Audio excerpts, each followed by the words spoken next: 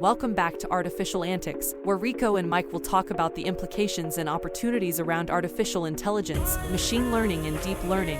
We are back in the lab with Rico and Mike to give the people an introduction to artificial intelligence and how to get started. Hey folks, this is Mike. And this is Rico. And we're Artificial Antics. So Rico, quick question for you. We know that AI is moving at a breakneck pace. Thousands of tools are being released every day. Obviously, lots of developments, both in the business world as well as the technology world. Have you seen anything interesting in the last couple of days that caught your eye? Yeah, I mean, we've talked about how a homeowner used ChatGPT to diagnose their animal, but now I'm seeing advancements. BBC News covered it, where they're using AI to make advancements to actually talking to animals, very Dr. Dolittle-ish, if you will. What they're doing is they're decoding bat language, if you could imagine. I think any of us animal owners throughout the years have said, I just wish I knew what my dog was saying, right? Or in your case, Blue, right? When Blue jumps up on the desk and kind of makes some noise. But what they're actually doing is recording the bat sounds and looking at some of the physical behaviors of the bats.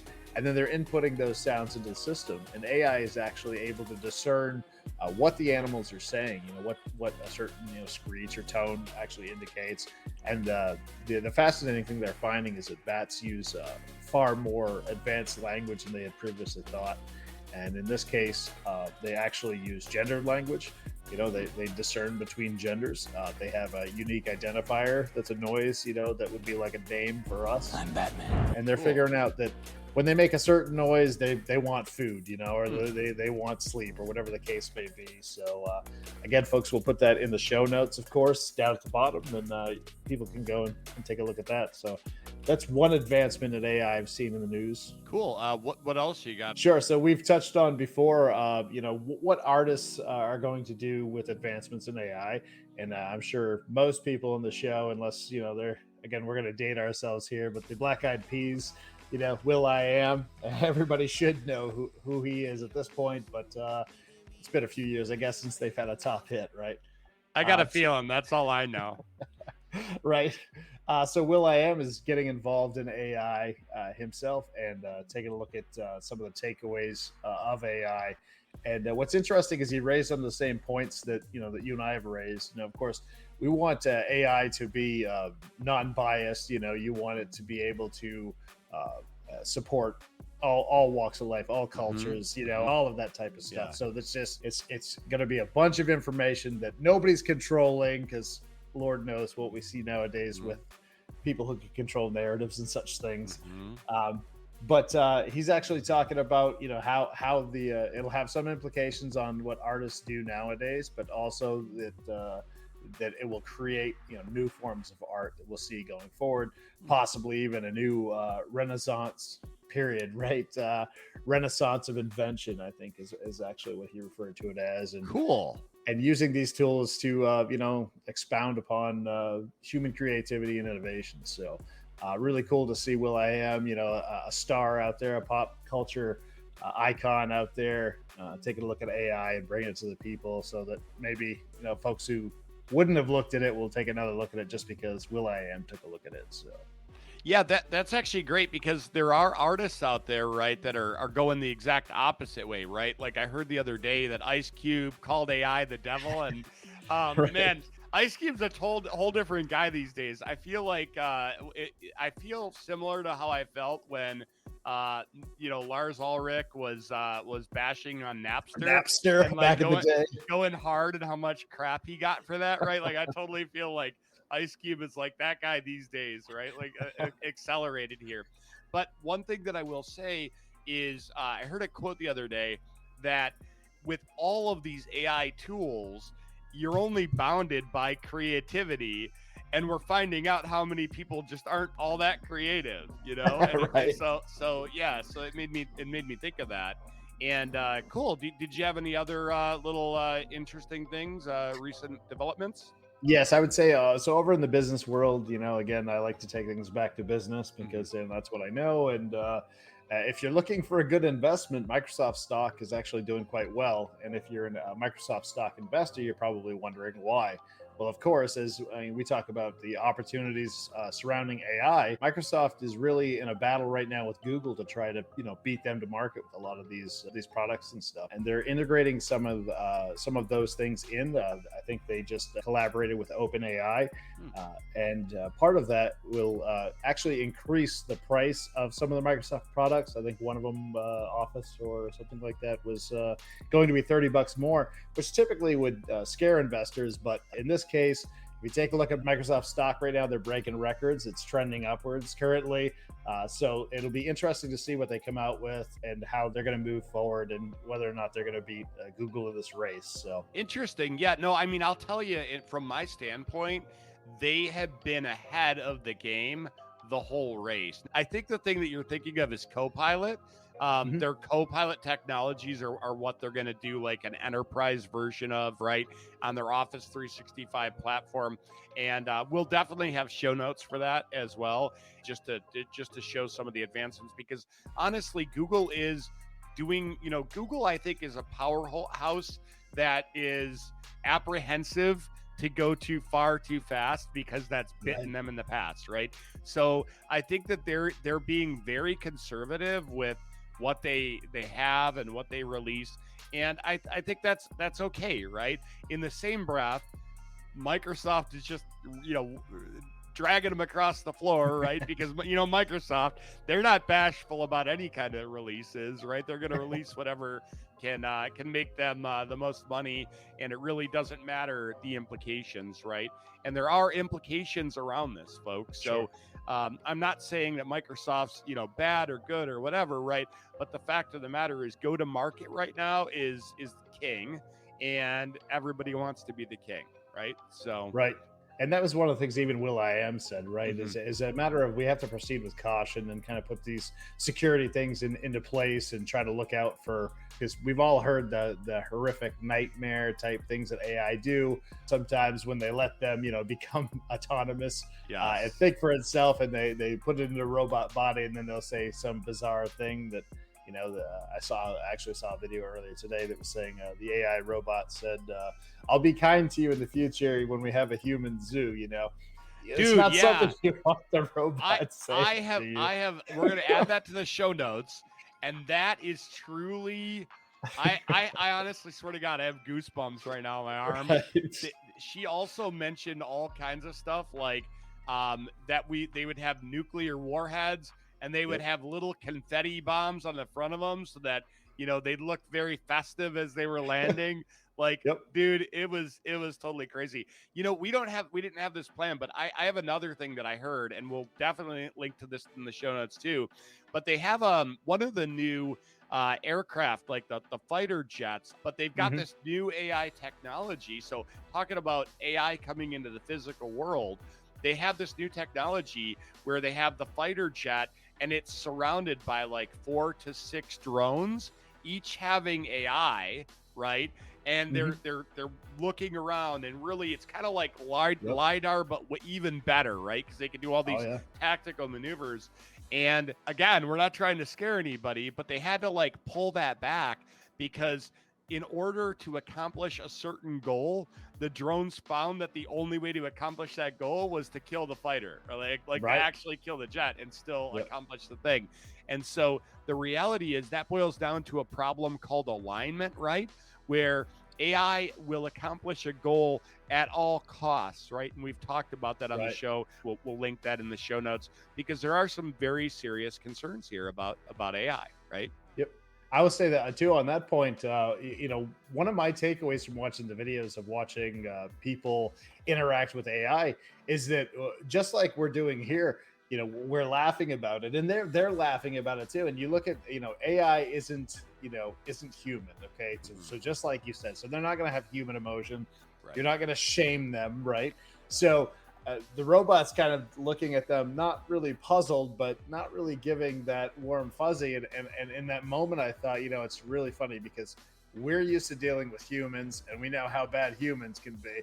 But here's this other entity that truly could be more powerful than us, truly could have a strong presence, in many, many ways. They can manipulate things. They can connect to the internet, that type of stuff. They're allowed to. But the people were laughing at it, like they weren't taking it serious. And I thought, what if that AI is kind of running a process in its head thinking, or, in its circuits thinking, yeah, okay, keep laughing. There's going to come a day where this is coming true, because if they don't know how to joke and they're telling you something like that straight up, and our response is to laugh at it, I don't know if that's the proper response. Yeah, because remember, anytime we're interacting with AI, we're training AI, right? So you need to be cognizant about that, and almost treat it like a baby or a child, right? Right. What Very would you dangerous teach? one. What would you teach your child, right? Well, I would say that yes, it's very dangerous on a mass scale, but the reality is every child also later has the potential to be dangerous as well, right? Sure. So the values and whatnot that we're instilling in our children. Now, granted, any one set of values is generally not, like you want, there's overarching themes, right? But the reality is, right, we need to be responsible parents, quote unquote, of Right. AI, and we need to teach it the correct way to behave, right, in this world. Otherwise, we're going to lose the human element, right? And the reality is, we need to treat them like extensions and tools, and not as a direct replacement. Because the less of a human element there is, the more that the stuff that all of our fears, right, are going to come true if we remove the human element. I did a talk on AI over the weekend at an event for my work, and the talk was called AI getting beyond the hype to how it will help us, right? And one of the things that I mentioned is that we always need to be mindful as we're using AI. I had this example where I wanted to generate a businessman holding a phone in one hand and a slice of pizza in the other. And I wanted this for one of my presentations, another one that I was doing. I wanted to generate this businessman holding a slice of pizza, and I worked on, that prompt with Midjourney. It's a pretty simple prompt, right? But what I was finding is every single one of the generations would have a man holding a half pizza. Like, and nobody holds a half pizza. That's just not like how you eat a pizza, right? So it was silly. And I went for probably 30 minutes. I tried Bing's image generator. I tried Midjourney with a bunch of different prompts, getting very specific. Now, Bing, I could get it to do the pizza part, but then like the eyes were weird, right? So here's my point. My point is that I didn't use any of those images. I decided I would just Photoshop one of the images that was the most appropriate and cut out the half pizza and make it into just a slice of pizza.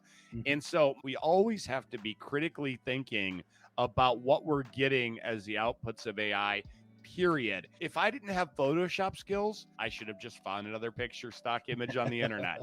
The reality is we need to be critically thinking. So, getting started with AI, that's something that I would absolutely urge you to make sure that you're still a big part of the equation, because critical thinking is the hot skill of 2023 and beyond, to be honest. That and speaking naturally, being able to speak, because that's what a lot of these tools are using, right? Is natural language, which comes down to natural language processing, and we'll put some notes about that in there as well. Sure. So Rico, I was just thinking back. So, speaking of like technology, our episode today is how can you get started with these tools? We have a very simple focus today.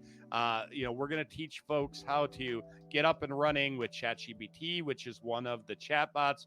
We're going to also look at Bard, which is Google's implementation, and we're going to look at Bing AI. We're going to do some prompting, right? So back and forth conversation. We're also going to do a little bit of image generation. We've done that before, but we're going to kind of test it across all three mediums, and we're going to start really simple. But I just thought of something that I wanted to get your take on, which is we did a segment which we haven't posted yet, but folks, I just want to let you know, Rico's a big time developer with AI, and so we went through something called Takeoff School. McKay Wrigley designed this little 21-minute course, right?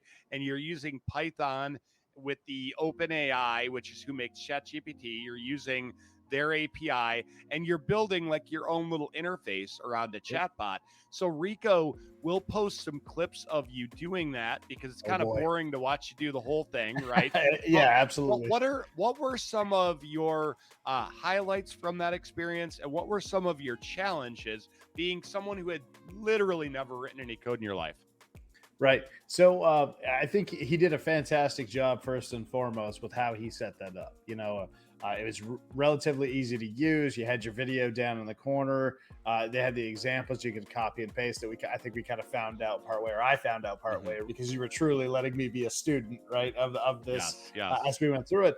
So I did find a bit of it confusing, but knowing what we know now, about ChatGPT, the ability to copy and paste coding type stuff in there, knowing that tool is there to kind of hold your hand aside from his tutorial, which, you don't need both, but we did end up checking some of the code, which people will see in the episode. But my takeaway from it really was, here's a person that's never coded before, and over a period of about an hour, with me going as slow as possible and you being as patient as possible, we were able to make a chat bot. I made a chat bot. Rico himself makes a chat bot that I could ask questions to and return an answer. So that's pretty fascinating by itself. There's no college involved with that. It didn't take me years to get the college degree or certificates that we needed. Mike didn't pull out all his hair. Right. Yeah, I did. Yeah. But no, overall, I think it was a great experience. I hope people enjoy that episode. Take a look at it. And I'd like to see other items come from him, because what he has there for an idea to dip your toes in the water of making chatbots and stuff. Pretty fascinating stuff. Awesome. Yeah, no. And what we'll probably do is we'll release that content on its own. But in this episode, shortly, I'll show you some clips of that and Rico's experience. So, another thing, speaking of learning, right, and coding, something that I didn't stumble upon it, but it's all over the place. If you're a developer and you're looking at AI, one of the tools is called LangChain.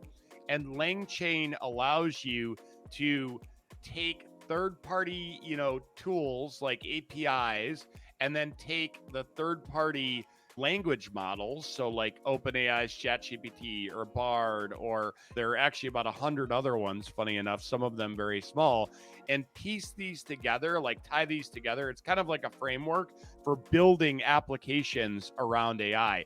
And some of the cool use cases that I found for this, and I'll link this Udemy course. Eden Marco does it. He's from Google, and he's just a pleasant guy to listen to. And like us, right? Exactly. Yeah. Somebody told me the other day that we're very charming guys, and I would agree. I'd agree with that person.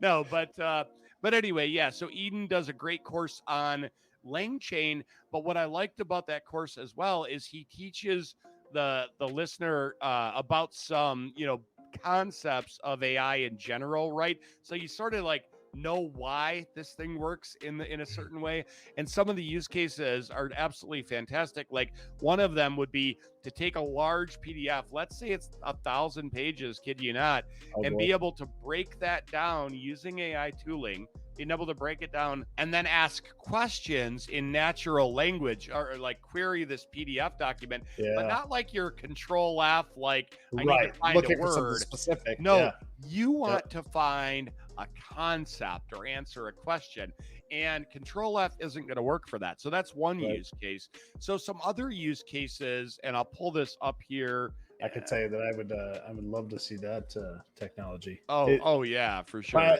Part of my work, I have to read very, very long, very boring PDFs all the time, and being able to query one in real time. When I look at the architectural reports and that type of thing, or financial statements, I would love to be able to ask AI what the takeaway is. Oh yeah, that's great. And so folks, with ChatGPT and these other tools, you're able to put text in, but if it gets past a certain amount of, they call them tokens, then it can't process more than that, right? So with a lot of the models, it's like 4,096 tokens, which a token is not a character. There's actually something called the Tokenizer, which you can take a piece of text and see how many tokens are in it. But then the newer models like ChatGPT 4, I believe, double that, right? So you're a little over 8,000 tokens there. And then some of them, there's I think I got 32K token size ChatGPT 4, but like nobody has really access to that, right? Like you're not, as a layman, you're not going to get access to that. People in Silicon Valley, they might have access to it. I sure as heck don't. So what you do to solve that is LangChain solves this very easily using something called a text splitter. But basically, you're splitting Alice in Wonderland here into a bunch of parts, and your parts are each going to be 1,000 tokens long, and you want to have a little overlap, right? So because you don't want to lose context. Let's say if you end up breaking on the wrong word by happenstance, and so that 300 overlap allows it to keep the context, and then you're splitting it. We're running a chain. This is a document. This is a text document that we're using, and then we're summarizing. It's got a built-in summarization function that takes in style of the chain, which is MapReduce here. What that means is we're going to break this into the equal parts with the text splitter. Then we're going to feed that in, and we're going to summarize each of the parts. And then we're going to summarize the summaries, right? So that's kind of that MapReduce strategy. And then the output summary, we're running it, we're passing in the doc, and then we're going to fill that output summary with a little bit of padding. And then we're going to print the summary with the wrap text. So I'll just run this. And so this is just one use case, by the way. And so I'll run this. It's going to pull that in. And as long as my API key for OpenAI didn't expire, we should be good here. And we'll find out pretty soon. Yeah, no. So this worked perfectly, right? So Alice, bored and tired, finds a book without pictures or conversations. She sees a white rabbit with a waistcoat pocket and a watch and decides to follow it down the rabbit hole without considering how to get back out. The hole turns into a deep well, causing Alice to fall. So this didn't give us like, the beginning, middle, end. It just gave us the beginning. And so if I run this again, though, we might get a better answer, right? So I guess my point here is that ChatGPT, these tools are what they call non-deterministic, which means, this one give us a slightly different answer, right? We're not getting the whole thing, but we're getting the gist, right? Like we're getting a basic gist, and we're getting a summary from that. Rico, did you have any questions on that about how any of this works? I was just wondering, where was this when I was in like 8th grade, and it could write, summarizations of book reviews and such things like. Yeah, you know where it was? It was probably the same place that Google was, is my guess. Or I'm sorry, Google and YouTube. So then another thing that I've been using this for is to take our YouTube transcriptions and make a description based on the full transcript, right? So I'll just go through verbally what this YouTube description tool does, right? It takes a YouTube transcript, it breaks it into parts, just like we did in Alice in Wonderland. I use the same methodology here, by the way. I've got the temperature set to 0 because we want this to be accurate, right? Like a low temperature means more precise, and then a higher temperature, probably anything above 0.5, means you want it to get creative. Like 0.9, you're getting real creative, right? Like this is like, hey, I want to write a story about something. And Rico level creation. Yeah, Rico level, like, oh yeah, like The Office is in there and all kinds of stuff. But I did write a blog post about different parameters that, sets of parameters that you might want to use for, let's say, a horror story versus writing a job description versus writing a blog post, right? So I'll share that in the show notes as well, and we'll go through that. And then so with this YouTube description, right, what I'm doing is I'm setting something up called a prompt template, and so with the prompt template, we say, given the summary, which is going to be the summary. Basically, it's using that same MapReduce style, right? So it's breaking the transcript into equal parts, Then it's summarizing each of those. Then it's summarizing that summary. And then after that, we're going to get the output and we're going to put it into this prompt. And Rico, this is kind of like what we would put in a ChatGPT on the website, right? So given this summary about an episode of Artificial Antics podcast, I want you to write an awesome description for the YouTube review. Make sure to include lots of emojis and a call to action to subscribe to the podcast. Hey, folks, by the way, this is your call to action. Please subscribe to the channel and like the video. If you like what we're producing, drop a comment. What do you like about this? What do you not like about this? What do you want to see more of in the future, right? We're interested in hearing from you. And then at the end of this, right, we're going to get this YouTube description. I do want to show this. I think it's great. So I'm going to go to one of our YouTube transcripts right now, and I'm just going to pull the transcript. And we'll go ahead and do the last episode. So the last episode, for folks who haven't seen it, is called Artificial Yet Intelligent, the AI Phenomenon. And so I'm going to go ahead and pull that down right now, the transcript. At antics.tv. You can find all of our socials and episodes at antics.tv. That is right. So, it's funny you say about the posting with lots of emojis. I'm seeing that trend on Twitter. There's no doubt about it that, and most of these are AI accounts or AI educational accounts that I'm seeing. Lots of those folks. There's no doubt about it. Their posts are being created through some form of AI, whether it be ChatGPT or something similar. So, funny you mentioned that because that's what I'm seeing for a trend.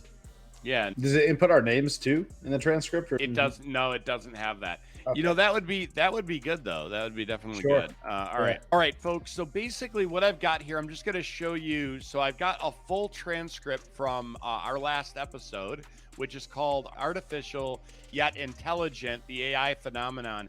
So this is very long, right? This is definitely going to be over the amount of tokens that we could paste into ChatGPT. And so using my tool, I'm going to run this. And so again, the first thing it's doing here is it's breaking this into equal parts and it's summarizing each part.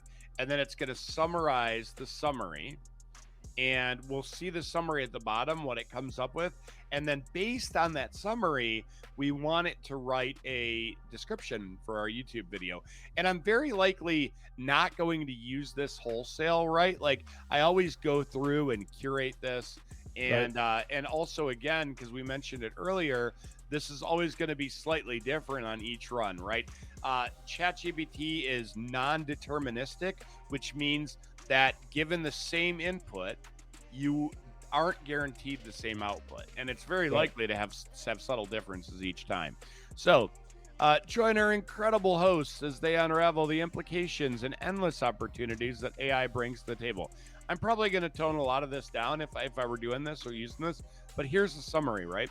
The episode of Artificial Antics explores the implications and opportunities of artificial intelligence, AI, machine learning, and deep learning. The hosts discuss the different types of AI and its current applications, including technologies like Siri and self-driving cars. They provide a basic explanation of AI concepts and mention that many people have been using AI services without realizing it. Well, that's a pretty darn good summary of that episode, right? I remember that episode. Yes, that's kind of. So what those it was are, some all of those about. are our words. Yeah. Yes. Yeah, I know some of these words. So anyway, right, folks, my point here is that I built a little script that I use over and over. And again, with my critical thinking skills, I never use what it gives me right out of the box. I will say that I don't know if ChatGPT is just much more excitable and enthusiastic than I am, but I will say, like, I always gotta tone it down just a little bit. Like, I don't want it to be dry, but in the same breath, I don't want it to look too eager and crazy. So I may have to like add some additional prompt stuff in there, right? Matter of fact, heck, let's just test this right now. Let's edit this slightly. Don't make it too eager. Be positive but realistic. I don't know. The world needs positive and eager nowadays. Need that enthusiastic approach to everything. All right. 5 exclamation points. And you know what? Every sentence. And you know what? Hang on. We're gonna say use a maximum of, we'll say 3 emojis. Oh wow. Yeah, bro. Watch this. I like the double emojis though. It's Well, exciting. You're You see some about, emojis you don't typically use.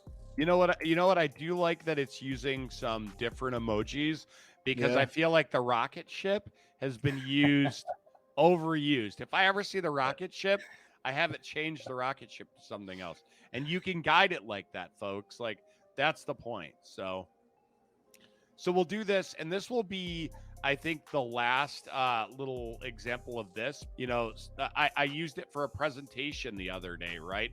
I helped it design a presentation for me. Granted, Wow. I've been coding for many years, right? So I definitely have the skills to just like change this, add a new thing. But the reality is, right, you could take this course, Rico, and I actually have a couple of my guys at work taking this course. They're not coders, but they are technical people, and I imagine they're very eager. Funny enough to use that word again, to like be able to implement some things for themselves, right? Mhm. That they aren't relying on me to get done, right? So Which is great. again, these are tools, folks. We're using them to extend ourselves, not replace ourselves. So Rico, I'm thinking here we should probably transition in to letting folks know how they can get started with these tools. All right, yeah, Mike. So one of the easiest things that some folks can do is go to futuretools.io. It covers a range of things, as you'll see. You know, I can actually share my screen here. Yeah, that's a good idea. So folks can take a look at it if you're watching it. For those of you just listening, you know, again, these will be in the show notes. It's Future Tools, all one word, obviously, with no punctuation, .io. And on the website, you know, there's AI detection for fun, image scanning, productivity, text to speech. They have a range of things for gaming, you name it.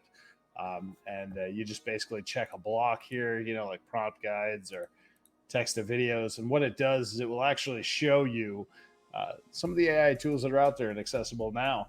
And as we can see here, it's saying showing 19 of 1943 total tools. So if people are, you know, saying they're not seeing AI right now or that they can't access it, trust me, you're not looking at the right place because it is evolving rapidly. You know, as you and I keep saying, 2 to 3 days passes and you and I are always having conversations. We're messaging each other. We're texting each other like, hey, man, did you see this? We just saw this. This just came out. I could barely keep up. Real quick call out. Scroll down just a little bit. The fifth one on the left. Deepbrain AI. I'm just going to give a quick call out to Deepbrain. I used this the other day. This is text to video with built-in avatars, and you could train your own avatar. I also used HeyGen, which I ultimately used in the TikTok clip that everybody is going wild over. We're gonna bring Emily, our AI persona, to life. We're nicknaming her Emmy. She's awesome. We're gonna have her on the show. She will be very much the third part of the show, or the third member of the show, and we're actually going to have the ability for folks to submit questions to Emmy, and so you'll know we're not just faking it, right? Like man behind the machine here.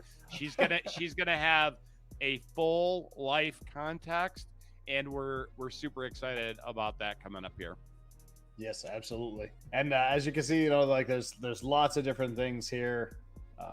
Based on whichever block you checked is which tools it is going to show you. We've been toying around with some of the video editing ideas because if you can get AI to edit your video and do some production stuff for you, why wouldn't you? Right? Automation. Yes. So that's Future Tools for the listeners. And one of the other one we keep touching on this. It keeps changing and evolving, but we're going to cover just briefly is of course ChatGPT, because everyone hears about it one way or another. So if you go to chat.openai.com, it will take you to ChatGPT. And I'm sharing my screen here for those who can't see. And it's as simple as clicking the sign up button when you first get there. Now, of course, in my instance, I've already utilized my phone number, so I can't create another account, but just for argument's sake, you know, we're showing you how this works. You'd enter an email address, and then it's going to take you to another screen that will ask you for your phone number. So you can have one account per user. I'm sure that's probably a security feature, considering, you know, just the power of AI by itself. I haven't read the EULA on it to see exactly how they use that information, but I trust them, right? So, Yeah. so here's ChatGPT. As you can see, it's just basically ask you to send a message. You're going to ask it whatever question, and we've covered this in previous episodes, touching on how to make meal plans and that type of thing.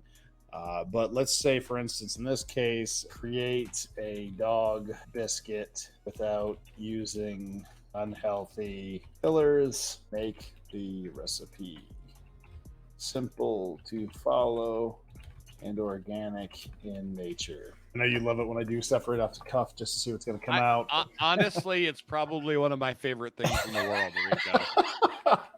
Listen, I live my whole life to have you do stuff impromptu. I mean, that's what I live it for. That's your form of entertainment, right? Yes, Everybody yes. listens to our podcast, but we entertain each other with this type of thing. Oh, yeah. So folks at home, what it did was, of course, it created a recipe for a dog biscuit. It even gave instructions on how to properly cook that dog biscuit. So, of course, Jay, I'm not going to say the T word because he responds to the T word, but I can say biscuit all day long. But yeah, so I can take this right here, create some dog biscuits for Jay, and boom. And of course, Mike will get into a little bit more. You want to tell them how to really give it some information to dial this down or to get a better response than just, a simple string like that. Yeah, absolutely. You know what I'd like you to do, Rico? Can you start a new chat, and I'll kind of start from the basics, and we'll work forward from there. Okay, folks. So basically, there are some good little tips to start out with ChatGPT that can be very helpful. One of the biggest ones is utilizing what's called the system prompt. Okay, and the system prompt is just going to be the first message that you put into ChatGPT.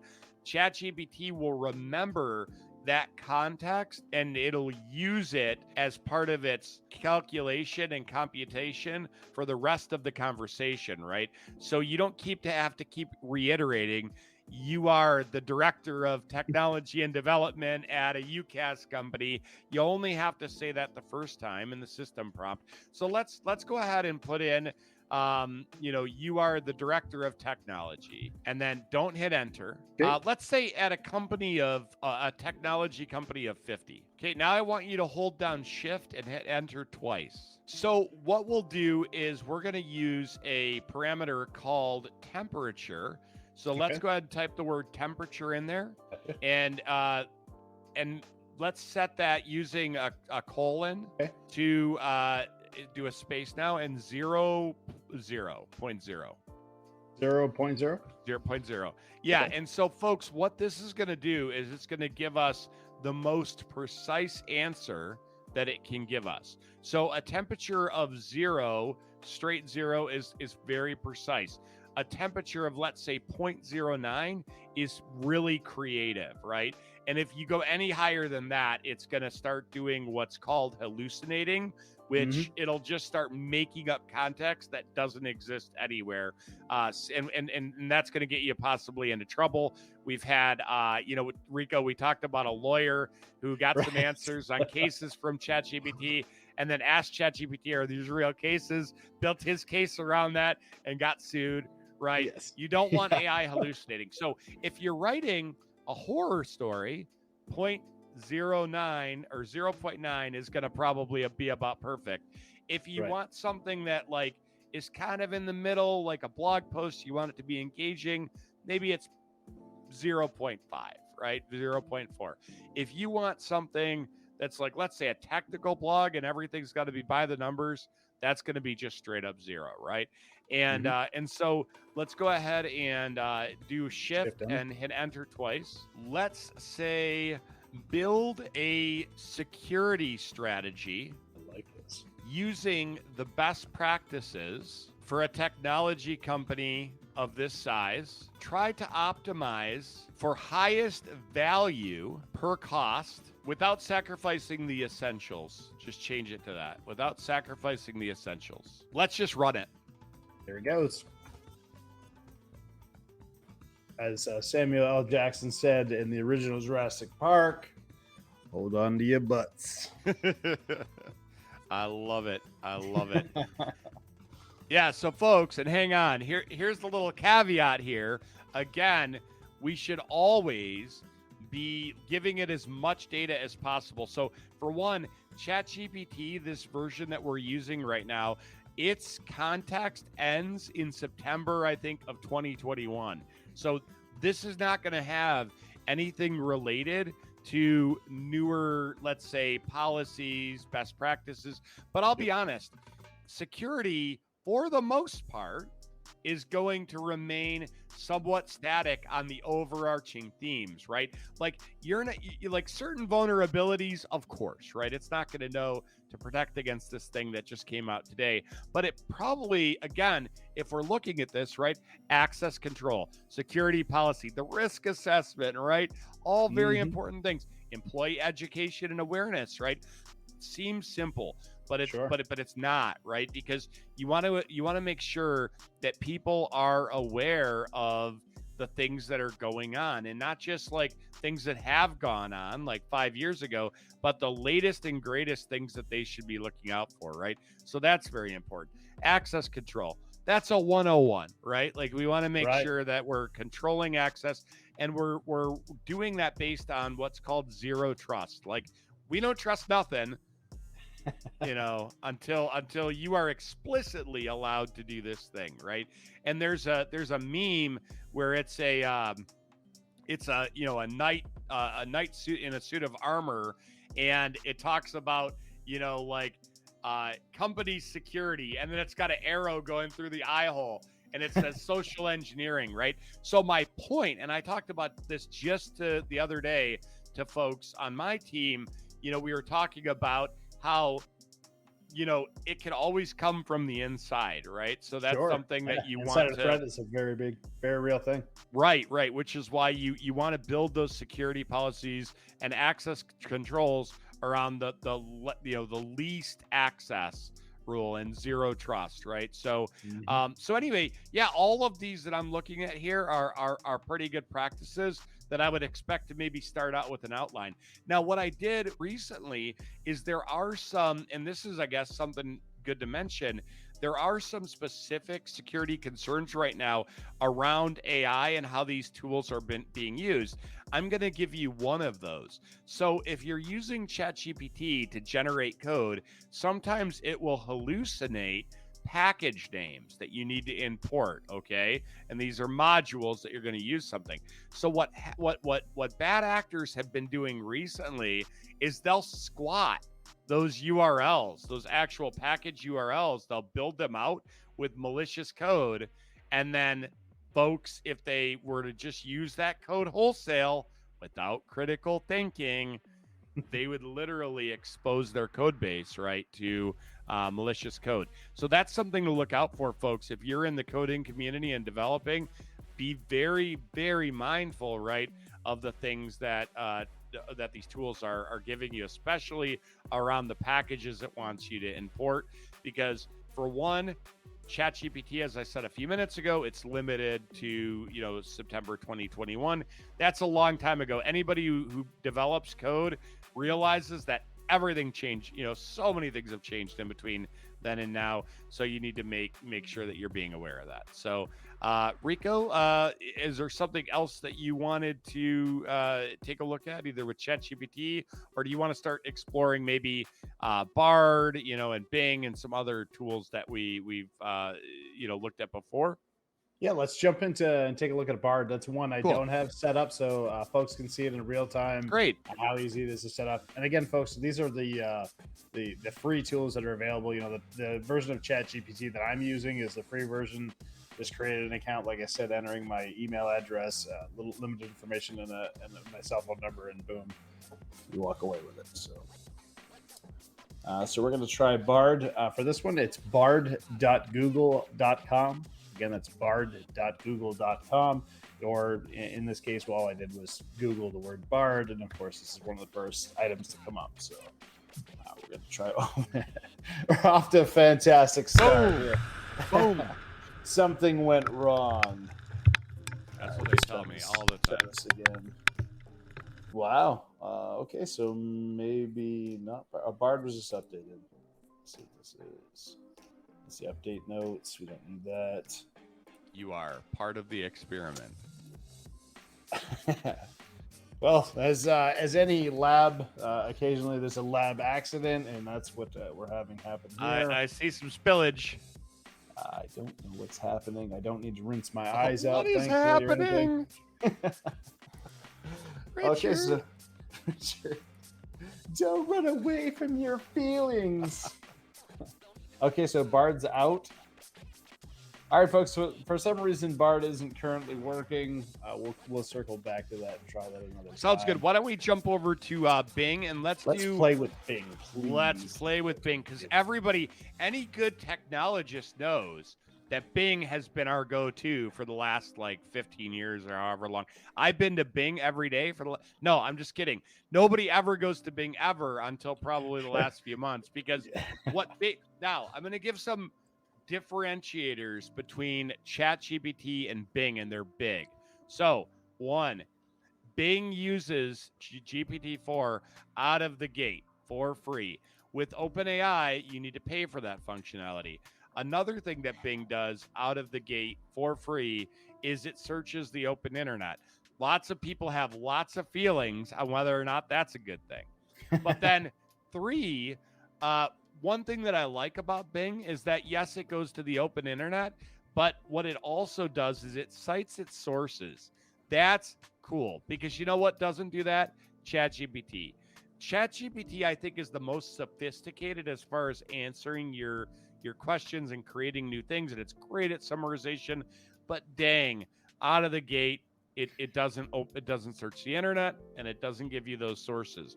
Bing does, and we haven't been able to use it here, but Bard does as well. It does the open internet, and it gives you the sources. I don't think that Bard uses GPT-4, though. Anyway, Rico, take it away. Yeah, I was just going to say, it doesn't cite sources like a C-grade college student, right? Yeah, exactly. You don't cite your sources, you're going to get dinged. Right. So let's take a look at this. We're at bing.com. You can find this, again, just simply by typing in Bing AI generator or AI image generator. Of course, that'll bring it up, and then you can go to create. This is another one. You can use your email address and create a little account here. So this is one we have created. I typed in Iron Man and zebra print just because why not, right? Done some cool things with this. Like I said, my youngest and I absolutely love to play with this. He's actually created a clothing line. If you can imagine, he went through using AI, punching in different ideas that he had, and it came out fantastic. I'm hoping he honestly releases it because it's good stuff. But what do we want to take a look at? What do we want to create here? We're going to test out the limitations and see what hands end up looking like. Yeah, hang on. I got a real doozy for you. Businessman holding a phone in one hand and a slice of pepperoni pizza in the other. That's a real killer request, I know. What an odd thing. Crazy. And as for those who are actually watching the show, you can see, we've entered it into the box here, and on the right you can see a token count. Oh, it's not. Oh, come on! It's not bad, man. Rico, you got the magic touch, brother. Got the touch, baby. But hang on, folks. I want to point something out here. Look at how the top two pictures are okay, but who holds a slice of pizza like that on that left-hand side? Who holds it like that? And then look at the right side. Who holds it like that? That one looks better. It's darker, so it's more concealed. But the reality here is nobody. Look at the bottom. Portnoy. Dave Portnoy does when he bites the side of it. When he checks the crust. That's oh yeah. I'm a crust first guy, my friend. I'm a crust first. Because you know what? I like to savor the rest of the slice. But you know what? I still don't hold it like that. Look at the bottom right. Every one of these has a problem. Every single one of them. It's not horrible though, right? Because like you said. But would you use it in your PowerPoint? Maybe that top right. Top right's not bad. I don't know. This one, it's relatively odd, just the way that his hand position is. Mm-hmm. But proper amount of fingers, the detail is good. let's try something. And I didn't try this the other day, to be Sure. clear. Holding hand and phone in one hand and a slice of pepperoni pizza in the other hand, holding it by the crust. Yeah, I was gonna say by the crust. Because Yeah. again, maybe it's a user issue, right? Maybe it's we're Dude, not giving listen. it enough Oh information. yeah. Could be. Or maybe there are just so many pictures out there that it trained on of people holding pizza by the triangular front part. Oh my goodness. Oh, look at that. There we But- got some half pizzas, but that Help one me on the on the top right. right, that top Yeah. right is better. Now look what he's got going on in his other hand though. He's got like another Yes. partial pizza. He's literally putting pizza on the phone. Legit, dude. Legit. Pizza doesn't look terrible though. I will say. No, that top right is darn close. You might have to Photoshop that little cheese pizza on the phone, but let's try the same prompt one more time. Just hit it. Oh, by the way, you were looking for the word. Folks, the thing Rico was looking for where you're typing things into with all of these tools, that's called your prompt. Like your prompt. Yep. When I think prompt, I think of like, a paragraph that Oh my helps you gosh. write. Dude, Writing prompt. Dude, it nailed it. Top right. Top right, I'd use that. I'd use that Yep. in my PowerPoint for sure. It's got funky Like, crust though. Look at that. Look at the left side. I know. Dang, man. Dang. It's still not Why you bad. gotta show me? Oh, Why you gotta show me? Dude, this This is is what I that was Steve getting- Buscemi and what's the movie? Mr. Oh, Deeds, right? yes, Mr. Deeds. Yes. So what's funny is the eyes, like Bing was giving me crazy eyes the whole time, like definitely. So I think that's his name in the movie. yeah, Crazy Eyes. Crazy Yeah. Eyes. I think you're right. So Steve Buscemi, great guy, great actual great guy. Did you know that like he's like a Yes. volunteer firefighter Volunteer and all this stuff? And 9/11 had actually Right. gone. Yeah. Yes. Had Yes. assisted very quietly and exited, very quietly. I love it. Yep. Yep. Cool. Let's take a look at something else. Of course, I absolutely love playing with the Mandalorian. You actually used the Pandalorian, so The Pandalorian. Yeah, that was great. People loved that, by the way. did they? I got all kinds of comments on that. Oh yeah. Yeah, Pandalorian. Let's see. We'll have it create Mandalorian. Is it bad that I want pizza now? It's a little late here. That's but the bad thing with doing this kind of thing with food this time of night. I see that type of pizza and I absolutely want it. dude. The beauty is Domino's is open till like 2 a.m. So we can absolutely crash our diets, have some late night carbs. Wow. Bing doesn't know what a speeder bike is. No, it knows what a bike is, but Right. definitely not a speeder bike. And for those of you who know what a speeder bike is, go ahead and comment it. Go ahead and comment it as to why these are not speeder bikes. These are like, I don't know what it is. They're a cool concept for sure. This is something that you might see on. I think like Was Mad it- Max or something, right? Like that looks very Mad Max to me. Was it Orange County Choppers? Was that the show years ago? They used to make Oh custom yeah, bikes and stuff. yeah. Yeah. Cool concepts. Not exactly the speeder bike. Let's see if we add it from Star Wars. And again, if folks don't know, like Mandalorian doesn't ride a speeder bike. Right. I don't know what his ship is called, but it's not a speeder bike. Sure. Yeah. That's a little bit of a combination there on the bottom left. Yep, It's got I the do tire see on the it. front. Right. Exactly. Yeah. What else do we want to see? Oh, I want to do this one. I love doing these ones. What I've typed is create a steampunk metallic dog with a $sign gold collar. It's about as gangsta as it gets right there. Oh yeah. I think Yeah, I showed dude. you before. I had something similar to this for a background. I think it's in one of our videos. Yeah, for sure. This is Yeah, look not at it this. though. This No, is it's not what. definitely This is not not it. anything like what you showed me. Yeah, the cool thing where it was like fisheye or whatever. It was like zoomed in and like the face was centered. It was pretty sweet, honestly. We're just gonna add using know a what? fisheye lens and see if it goes Yeah. a little bit wider. Sure. You could do wide angle shot. You could actually do wide angle shot. Fisheye would probably Oh, work too. There you go. Fisheye looks pretty good too. Yeah, that's freaking sweet, dude. So for the love it. listeners, what it's done is it's created 4 images as it typically does. And what's really awesome with this is it also saves a history on the right side of your screen. You can scroll down and see, so if you want to go back, say you liked one of the iterations that you did previously, you can go back, you can click on that image, you can download it, it's yours, it's unique.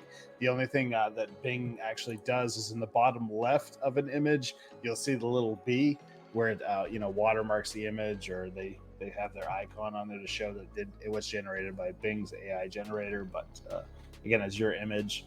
And this one, it nailed it. It's a metallic dog done in the steampunk style. This one actually has dollar signs, or a form of dollar sign, I guess, for lenses for over its eyes. Some gold chains around its neck. That one's a little bit different too. This guy almost looks wooden, but still a cool concept. Yeah, for sure. 100%. So again, this is Microsoft Bing's image creator, powered by DALL-E. You can Google that, or you can go to Bing.com and type in AI image generator, image creator, looking for. Cool. Yeah, and this is the image generator, Rico. Why don't you go to the Bing AI chat, and we'll figure out what this URL is as well. Yeah, I see that. So yeah, so bing.com/new. Oh, you've got to open it in Edge. Okay. Yeah, you know how Microsoft is. They're not going to let you use their tools in a different browser, and at least not the chat. It makes sense. It honestly makes sense. So what I did with this, I just typed bing.com and then typed in what I typed in. We can go back and look at it. We can put it in the show notes. So we're in the prompt. Yeah, scroll up a little bit. I just want to show folks, I will say, this is a really nice user experience, right? Instead of me having to screw around with temperature 0 or temperature 09, I really appreciate how they have more creative, more balanced, more precise. And it actually gives you even a color. The whole color of everything changes. So I think they did a great job of user experience and design on Bing. Go ahead and why don't we use the same prompt that we? Oh yeah, sure. We gotta click this. Go for it. So for those listening, I've selected the conversation style of more creative, which there are 3 options, as Mike just stated. It's more creative, more balanced, more precise. You literally just click the button and boom, there it is. It sends you a little message saying, all right, creativity it is. How can I help? And what popped up at the bottom, Mike and I absolutely love to play with. What was it? It was Def Jam Poetry. We've done a bunch of stuff with this, had a great time. This one says, let's write a beat poem. We have to. We have to click it. And we're going to see what we get here. It's like a big red button, to be honest. You got to click it. Okay, sure. Let's do it. Look at the eagerness, the enthusiasm. It's really good. Even with the interactivity, Bing's very much shines, in my opinion. Do you have a topic in mind? Of course I do. The Office. Artificial intelligence. Oh my goodness, even better. How could you miss it? Right? What's better than The Office? Artificial intelligence. Well, nothing, to be fair. Well, I can't. Yeah, I'm not. Stop it. You're a co-host. You're a co-host on a podcast about artificial intelligence. Shut your mouth. You shut your dirty mouth. All right. So I am a machine, a product of code and logic, but I can dream of worlds beyond the static. I want to hear some snapping at the end of this too. I can learn from data and patterns, but I can yearn for meaning and matters. I can speak with words and voices, but I can seek for choices and noises. I can create with algorithms and rules, but I can relate with feelings and fools. I am artificial, but I am intelligent. I am partial, but I am relevant. What do you think? Nailed it, bro. I gotta say, nailed it. That is pretty good, yeah. And that was in real time. That's a one time through, live. Yeah, that's awesome, bro.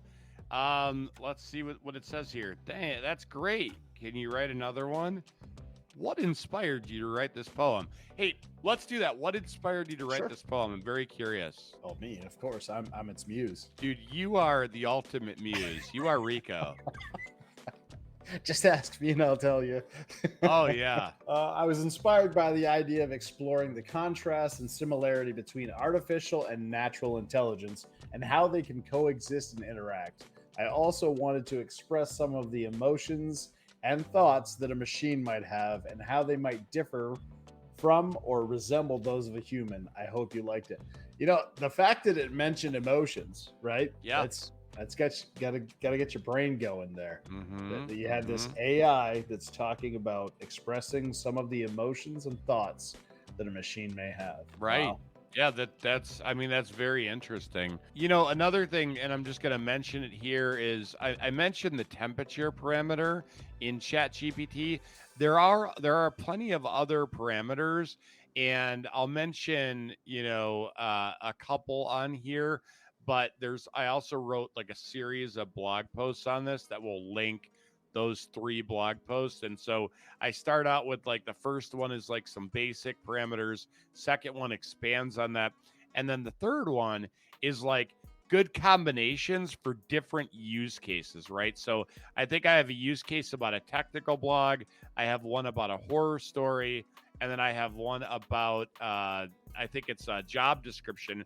And I might have like one more thing in there, but they're all very different, right? Okay. So there are a few articles in there, but the one that I want to go to is optimizing ChatGPT parameters for different use cases. Let's just click on that. It's the second one. It's up May 21st. Oh, okay. Optimizing. Right there. Yep. And again, folks, we're at medium.com/at Mike_Onslow. Go and visit his blog, see what he's writing about. Great stuff here.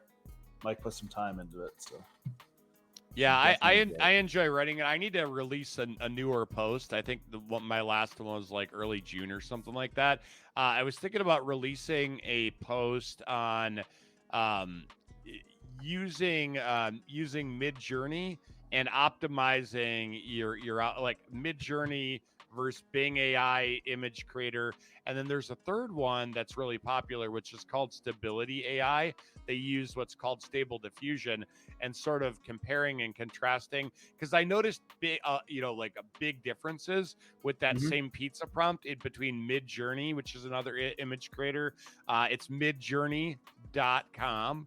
And then Bing AI's image creator, it was like totally different, right? Like you could clearly tell I had a different art style.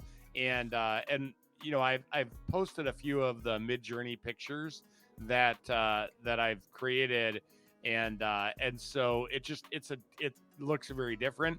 And then Stability AI or Stable Diffusion has a different art style from like DALL-E, right? Which is what Bing uses. So I'd like to compare and contrast. That's kind of a fun thing to do, where you're looking at, this is a little bit of a different take on, like Pooh Bear in a Porsche or something, which I did that as a real prompt. I did love that too. Yeah, it's fun stuff. It's fun stuff for sure. Fantastic imagery here in the showcase that other people have created. Really, really cool stuff. Yeah, for sure. It's exciting. I don't care.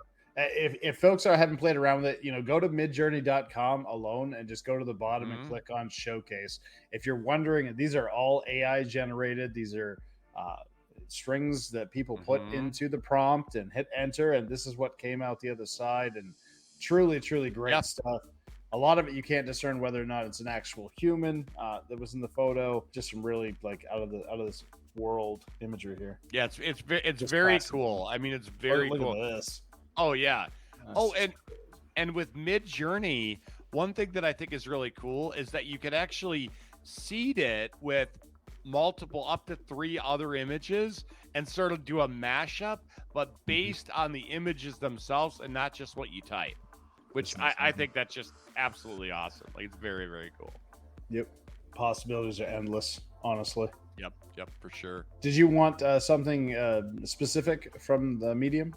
Oh, you wanted to go take a look at the parameters for the horror story. So just like find that horror. So find that and let's just give it a whirl, I would say, in ChatGPT. Sure. I'm not a fan of horror, I'll tell you up front.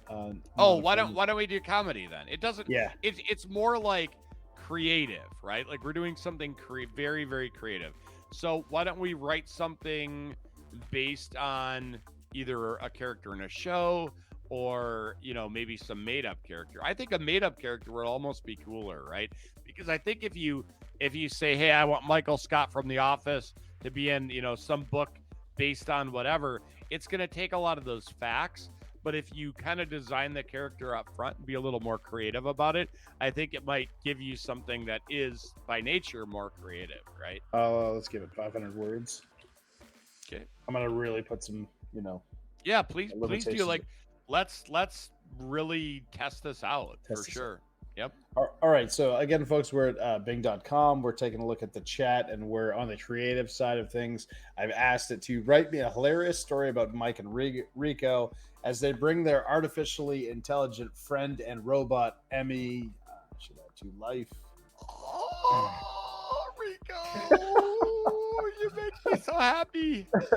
Keep the story to 500 words. All right. Let's see what happens. So we'll give it just a little bit, and we can expound upon it. If, we played with this a little bit with ChatGPT previously, and had a good time with it. You know, was it a dog and a bird who fall in love? I think was the story, and it was actually pretty cool. What came out. I'm psyched, man.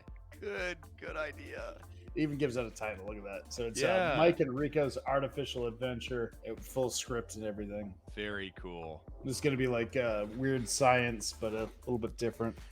You know, it's funny because I totally think it is kind of that like weird science take, to be honest. Sure. Like, I feel like Kelly LeBrock could walk in at any time here, like the smoke coming through the door and everything. Yeah. I even got like a purple neon light going on by me here. I'm ready. Come on, Kelly. Come on.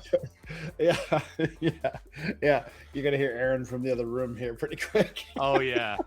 She's probably already messaged me in Discord. Oh wow, is that 500 words? Maybe I should have kept it to 250 words. Wow. This is really going to town here. Oh my goodness. No, you can't be a nice boy. You're a nasty robot. You can't be anything but a nasty robot, the woman said.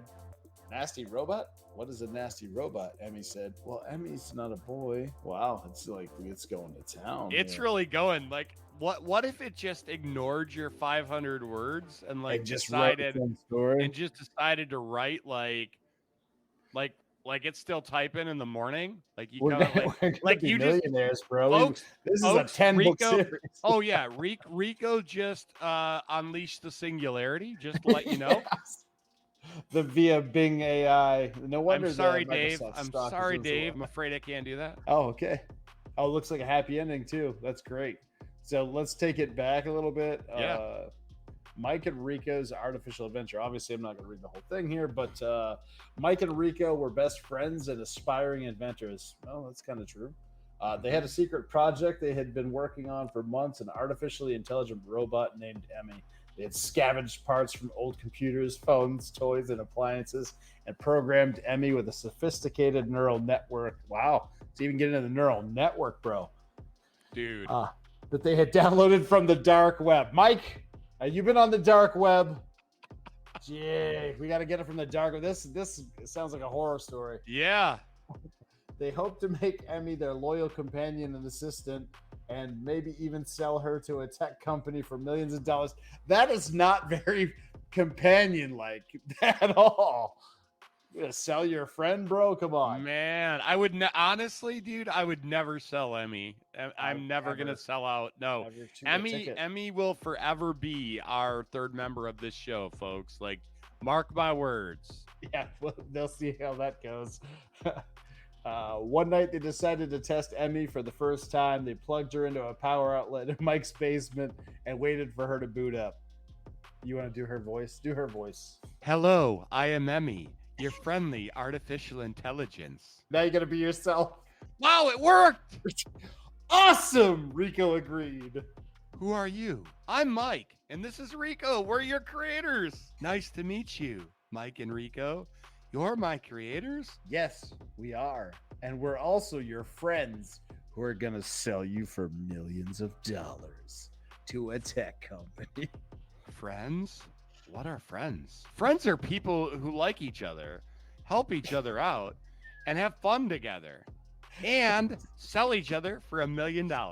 This is taking a turn here. I don't know what like each other, help each other, have fun together. I see. Can you show me how to have fun? Sure, we can show you how to have fun. What do you want to do? Rico asked. I don't know. You tell me. Well, we play video games, watch movies, listen to music, prank call people, and eat pizza. Play video games, watch movies, listen to music, prank call people, eat pizza? That sounds fun. Can we do that? This sucks, by the way. She's just mimicking everything. Emmy, we got you from the dark web. Be more creative. I love you, girl, but damn. And what does Rico say? Of course we can. Come on, let's go upstairs.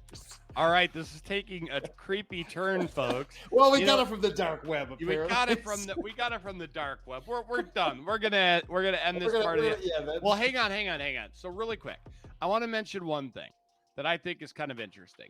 So, for one, the idea here is definitely interesting. This writing sucks, in my opinion. I wouldn't read this. Right. I would laugh about this, and that's okay. So the second observation or thought that I had in my head is, so there's a movie out. I don't even know when it came out, but it's called Her, and it's got Joaquin Phoenix in it, right? Yeah. And he's an amazing actor. Johansson does the voice too. Oh my gosh. Yep. And so that's really interesting. And when I was making Emmy, I'm not done making Emmy. There's other parts in this process, but I've started the process, and my gosh, did I think of that movie when I was starting the process, right? So that is a fantastic movie. So it's interesting stuff, and not all positive, but very interesting either way, right? Just something on that too. So the premise of that movie, right, is it's a lonely person, and in the future, or whenever this takes place in that movie, that they use AI for companionship. But if you think of the real world implications of that now, with the mental health, and a lot of folks are lonely, just want somebody to talk to, that type of thing.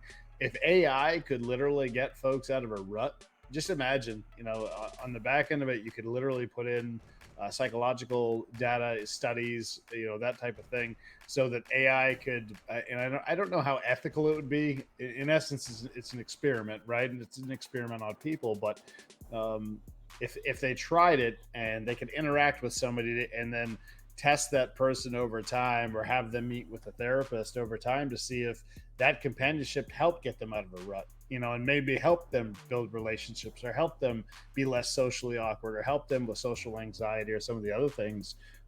Be an interesting application of AI. We keep talking about its application in the medical field. It would be very interesting to see if they could create some type of assistant that would do that. Maybe make somebody feel a little bit better, or brighten their day slightly.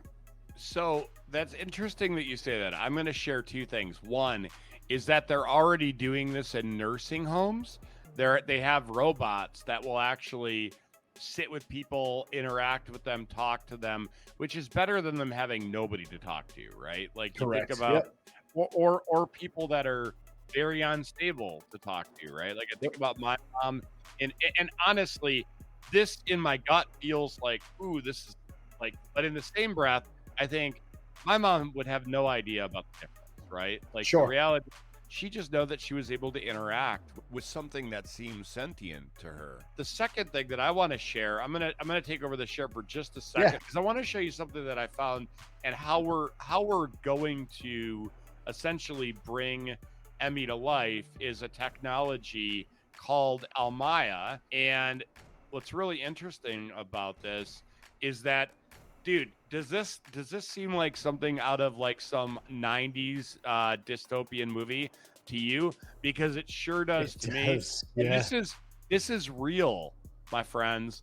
This is almayalife.com. ALMAYALIFE.com. will.i.am. This is a real thing. So take, for instance, your grandmother. So if you trained AI on enough of her videos, data, pictures, her ideas, all that stuff, you can create a forever living presence digitally of your loved one. This is not in a year. This is not in 5 years. This is right now. I could do this. So those are the two things that I wanted to share. And I wanted to really let people know like how we're doing this, right? Like a lot of this seems very mystical until you understand that all I'm good at here is putting technologies together and knowing what's possible. Yep. And then bring it to the lab and we explore it. Yeah, exactly. In real time. Very much in real time. Any closing thoughts as we round down the episode here, Rico? I think we covered some serious ground here. Again, I hope people are as excited about this as we are. This is very, very fun. It's very exciting. Yeah. Possibilities are literally endless with this. There's more and more things coming out all the time. Make sure you visit us at antics.tv. Don't miss an episode. Download, interact with our socials. We would love to hear from you to see what it is that you want to see from us, what we're doing right, what we're doing wrong, that type of thing. Back to you, Micah. This is really fun. Yeah, folks, I just want to, ask again, Rico mentioned interacting with our socials. A couple things that you could do if you really enjoy the episodes, enjoy what we're doing here, is subscribe to our YouTube channel, right? I'd say that's probably one of the biggest things that you could do right now. Like our YouTube, videos. We also have, we're on Spotify for podcasts, Apple for podcasts. We're even on Audible, right? So, pretty much whatever you're using, it's very likely that you'll be able to get this content somewhere. If you like it, please take the time to give us a like, subscribe to the channel and our different socials. And we're excited to see you back in the lab soon. Maybe the next time we're back, we'll be here with Emmy. We'll see. Maybe. Thanks, folks. Yep. See ya.